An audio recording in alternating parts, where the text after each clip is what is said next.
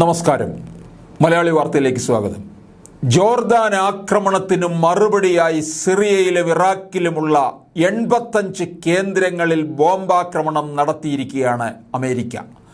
ആക്രമണത്തിൽ നിരവധി ഭീകരർ കൊല്ലപ്പെട്ടു. ഇറാൻ റവല്യൂഷണറി ഗാർഡിൻ്റെ പിന്തുണയുള്ള ഇറാഖിലെയും സിറിയയിലെയും 85 കേന്ദ്രങ്ങളിലാണ് ആക്രമണം നടത്തിയത്.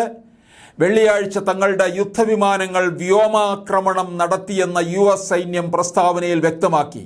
ഇറാന്റെ ഖുദ്സ് സേനയാണ് US സൈന്യം ലക്ഷ്യമിട്ടതെന്ന സൂചനകളാണിപ്പോൾ പുറത്തു വരുന്നത്.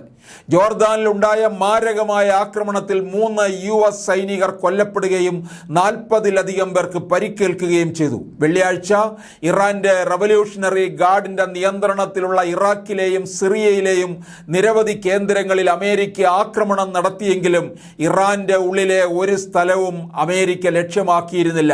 കമാൻഡ് ആൻഡ് കൺട്രോൾ സെന്ററുകൾ, റോക്കറ്റ്, മിസൈൽ, ഡ്രോൺ സംഭരണ കേന്ദ്രങ്ങൾ, ലോജിസ്റ്റിക്സ്, വെടിമരുന്ന് വിതരണ ശൃംഖല സൗകര്യങ്ങൾ എന്നിവ ഉൾപ്പെടെയുള്ള സന്നാഹങ്ങൾ ലക്ഷ്യമിട്ടായിരുന്നു ആക്രമണമെന്ന് US സൈന്യം പ്രസ്താവനയിൽ പറഞ്ഞു. സിറിയയിലെ 4ഉം ഇറാഖിലെ 3 ഉൾപ്പെടെ 7 സ്ഥലങ്ങളിലായി 85-ലധികം കേന്ദ്രങ്ങളിലാണ് അമേരിക്ക ആക്രമണം നടത്തിയത്. മിഡിൽ ഈസ്റ്റിലും ലെബനൻ മുതൽ ഇറാഖ് വരെയും യമൻ മുതൽ സിറിയ വരെയും ഇറാൻ റവല്യൂഷണറി ഗാർഡിന്റെ നിയന്ത്രണത്തിലാണ്. ഈ കേന്ദ്രങ്ങളാണ് അമേരിക്ക ഇപ്പോൾ ലക്ഷ്യം വെക്കുന്നത്.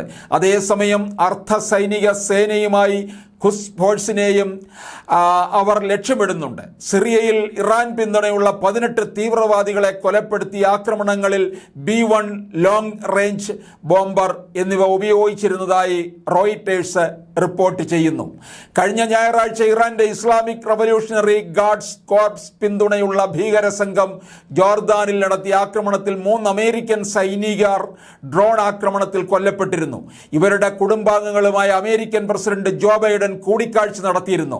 ഡോവർ എയർഫോഴ്സ് ബേസിലെ ഈ ധീരമായ അമേരിക്കക്കാർക്ക് താൻ ആദരാഞ്ജലികൾ അർപ്പിക്കുകയും അവരുടെ ഓരോ കുടുംബാംഗങ്ങളോടും സംസാരിക്കുകയും ചെയ്തതായി അദ്ദേഹം പറഞ്ഞു. തന്റെ നിർദ്ദേശപ്രകാരമാണ് അമേരിക്കൻ സൈനിക സേന ഇറാഖിലെയും സിറിയയിലെയും ആ സ്ഥലങ്ങളെ ലക്ഷ്യം വെച്ചതെന്നും ബൈഡൻ പറയുന്നു.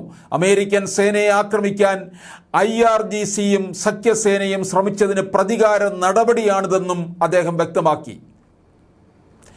മിഡിൽ ഈസ്റ്റിലോ ലോകത്ത് മറ്റെവിടെയെങ്കിലുമോ സംഘർഷം അമേരിക്ക ആഗ്രഹിക്കുന്നില്ല. എന്നാൽ ഒരു കാര്യം ഓർക്കണം, ഏതെങ്കിലും ഒരു അമേരിക്കക്കാരനെ നിങ്ങൾ ഉപദ്രവിച്ചാൽ ഉറപ്പായി ഞങ്ങൾ പ്രതികരിച്ചിരിക്കും എന്നാണ് ജോ ബൈഡൻ പറയുന്നത്. എല്ലാ ആക്രമണങ്ങളും വിജയകരമായിരുന്നുവെന്ന് US ജോയിന്റ് സ്റ്റാഫ് പറയുന്നു. അതേസമയം ഏതെങ്കിലും ഭീകരൻ കൊല്ലപ്പെട്ടോ എന്ന കാര്യം വ്യക്തമല്ലെന്നും ചൂണ്ടിക്കാട്ടി. തങ്ങളുടെ മരുഭൂമി പ്രദേശങ്ങളിലും സിറിയൻ ഇറാഖ് അതിർത്തിയിലും US നടത്തിയ ആക്രമണത്തിൽ നിരവധി പേർക്ക് പരിക്കേറ്റതായി സിറിയൻ സ്റ്റേറ്റ് മീഡിയ വെള്ളിയാഴ്ച അറിയിക്കുകയുണ്ടായി.